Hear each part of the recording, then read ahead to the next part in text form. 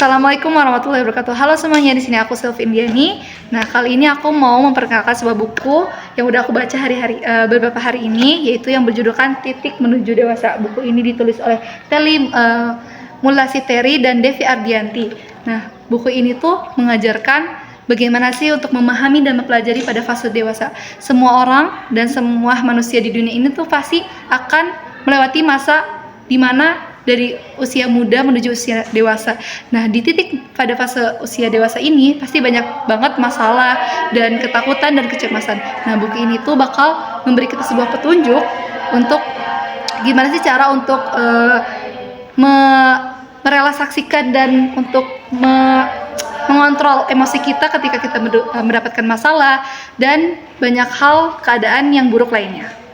Nah, di buku ini juga memberi kita sebuah petunjuk bagaimana sih supaya kita menjadi seorang yang lebih dewasa dan seorang yang lebih bisa memahami keadaan diri sendiri. Di sini juga di sini diajarkan bagaimana untuk menyiapkan diri sendiri menjadi yang lebih dewasa. Dan di sini juga mengajarkan kepada kita bahwa hidup itu milik kita sendiri. Nah, setiap keputusan, setiap keadaan yang ada itu harus kita jalani dan kita harus kontrol gimana sih titik hidup yang sebenarnya. Kemudian di buku ini juga berisikan tentang banyak banget kumpulan pemikiran, terus cerita-cerita pendek dan tentang perjalanan seseorang untuk menuju kedewasaan. Dan di buku ini juga mengajarkan kepada kita bagaimana sih menjadi seorang yang dewasa sesungguhnya.